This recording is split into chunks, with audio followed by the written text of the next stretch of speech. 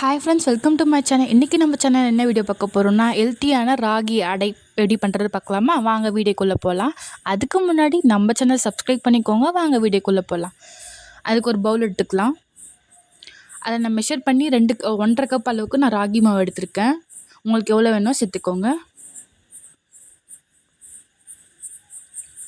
அப்புறம் நம்ம இடித்து வச்சு நான் ஒரு 5 பல் எடுத்திருக்கேன். அதை நல்லா இடித்து வச்சுருக்கேன்.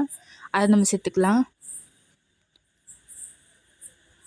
அப்புறம் ஒரு 2 கொத்து அளவுக்கு கறிவேப்பிலை நம்ம குட்டி குட்டியாக கட் பண்ணி வச்சுருக்கேன். அப்புறம் 3 பச்சை மிளகா குட்டி குட்டியாக கட் பண்ணியிருக்கேன். அதை நம்ம சேர்த்துக்கலாம். 2 பெரிய வெங்காயத்தை குட்டி குட்டியாக கட் பண்ணிக்கோங்க. அதையும் நம்ம சேர்த்துக்கலாம்.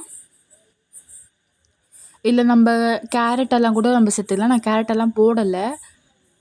அப்புறம் நம்ம 3 காஞ்ச மிளகா எடுத்து நான் மிக்சியில் போட்டு நல்லா அரைச்சிக்கிட்டேன். நல்லா சில்லி ஃப்ளேக்ஸ் மாதிரி இருக்கும். அந்தமாதிரி அரைச்சி போட்டுக்கலாம். அப்புறம் 2 டேபிள் ஸ்பூன் நம்ம வேர்க்கடலை இருக்கும்ல, பச்சை வேர்க்கடலை, அதை நம்ம அரைச்சி சேர்த்துக்கலாம்.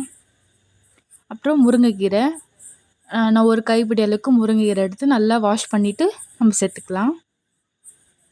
நல்லா தண்ணியெல்லாம் பிழிஞ்சிட்டு அப்புறம் சேர்த்துக்கோங்க, தண்ணியோடு சேர்க்காதீங்க. அப்புறம் 1/2 டேபிள் ஸ்பூன் அளவுக்கு நம்ம உப்பு சேர்த்துக்கலாம். உங்களுக்கு தேவைன்னா அப்புறமா சேர்த்துக்கோங்க. நான் கொஞ்சமாக போட்டிருக்கேன். இதிலே கொஞ்சம் தண்ணி இருக்கும்ல கீரையில் வெங்காயத்துலலாம், ஸோ அதனால நான் இதிலே கொஞ்சம் பிசைஞ்சிக்கலாம். அப்புறம் கொஞ்சம் கொஞ்சமாக தண்ணி தெளித்து நான் பிசைஞ்சிக்கோங்க.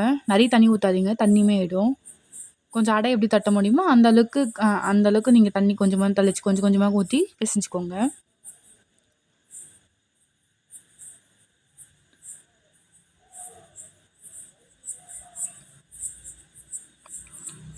இது நல்லா பிசைஞ்சு நல்லா உருண்டை பிடிக்கிற அளவுக்கு வருதான்னு பாருங்கள்.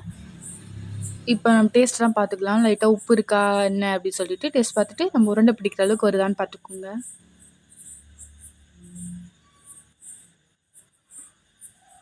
இப்போ ஒரு பேன் எடுத்து வச்சுக்கலாம்.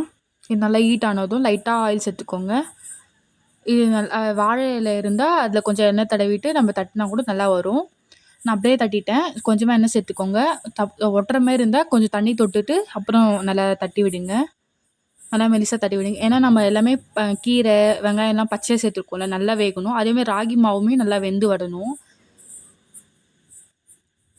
இது நல்லா வேணும், இல்லைன்னா நல்லா டைஜஷன் ஆகாது. ஸோ நல்லா வேக வச்சுக்கோங்க. அதில் லோ ஃப்ளேமில் வச்சு வேக வச்சுக்கோங்க. அதேமாதிரி தட்ட சொல்லுமே லோ ஃப்ளேமில் வச்சுக்கோங்க. ஏன்னா அனல் அடிக்கும், நம்ம தட்ட முடியாது கையில். நம்ம சப்போஸ் நீங்கள் வாயில் போடுறீங்கன்னா நல்லா தட்டிட்டு அப்புறம் எடுத்து போட்டுக்கோங்க.